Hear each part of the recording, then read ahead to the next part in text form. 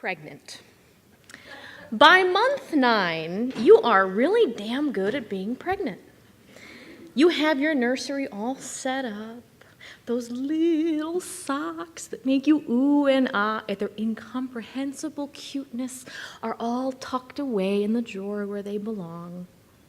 Friends and family are really nice to you, and they fetch you things while you sit with your swollen ass feet elevated. You've done the research and you've read books and you've politely smiled at the 15th stranger to say something to you like, "Haven't you popped yet? Are you sure there's only one in there?" And my personal favorite, "Make sure you get your sleep now because when that baby comes,"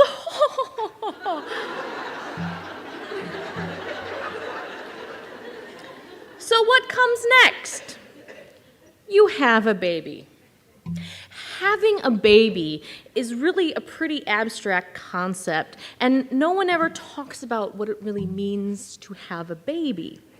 That clever little euphemism. Because you don't just have a baby. You willingly bring into this world a screaming, inconsolable demon hell spawn whose very existence relies on you to be capable of sustaining its life while you are sore, overtired, hormonal as hell, and completely unprepared for what's about to happen, despite your 9 months of getting an A+ and being pregnant. I will be honest, I did not love the newborn phase. In fact, I was ready to sell my daughter to the gypsies. She cried the entire first night we were home. Maybe cried isn't an accurate description. Screamed like she was being murdered is much closer to the truth. For 10 hours. There were several moments in which I was pretty convinced that my husband and I had spent the last 9 months anticipating what very well may have been the worst decision of our lives. There's something very scary about an inconsolable infant.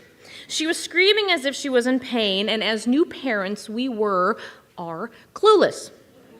Your skill set's pretty low at this point, and if she's not wet or hungry or clearly injured, then obviously you're a horrible person who should have the child removed from you and be forcibly sterilized. I had based my expectations on prior experience, that is, experience that I had had with other babies, other people's babies. Babies that I could coo over and then hand back, go home, and sleep for 12 hours. It's really easy to be awesome at childcare when you get to go home. It's really not awesome to have the sudden realization at 3 a.m. while holding a screaming child that you wanted this. And that maybe all of those nosy strangers who warned you were right, that really you never will sleep again. All of the advice that I studied, all of the research that I did, none of it helped. Not at first, because everybody has an opinion. And I thought that I should listen to the experts. They were, after all, experts. They say breastfeeding is best, so I planned on nursing my little darling lovingly and bonding over late-night snuggle fests in my plush rocking chair. Instead, I got a baby who wouldn't latch and a militant lactation consultant who wouldn't let me give the baby formula. Even though it wasn't really her call to make, but I was too exhausted and sore to realize that now I'm the mommy and I get to call the shots. Eventually, after so much trying and failing, I gave up and I gave her formula. And you know what? She survived. Some experts also say that it's not suggested to co-sleep due to the increased risks of SIDS. So we got a little co-sleeper that goes next to the side of the bed, and so that when she woke up, I could lovingly pull her to me and dreamily nurse her back into a blissful slumber. She didn't spend a single night in the damn thing. Instead, she spent the first 6 weeks sleeping on me. Her little ear dripping rivulets of sweat down my cleavage. And she spent the next 3 months sleeping in between our pillows, my husband and I so paranoid about SIDS that maybe we'd get a few hours of sleep.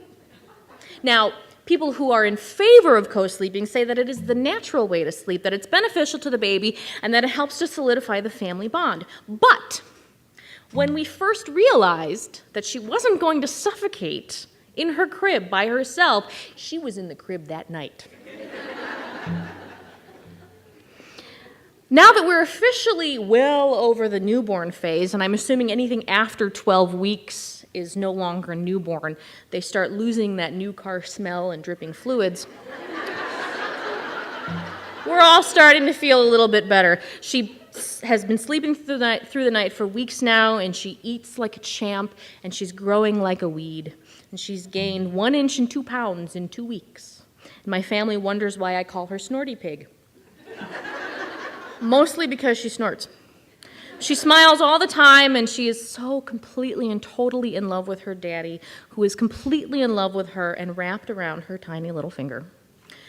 And so it goes. We had to figure out what worked for us, and I had to realize that the experts can go suck lemons. We try to take it one day at a time now, and we try to stay positive, which I will admit is difficult at times, but we will get through it because we have to.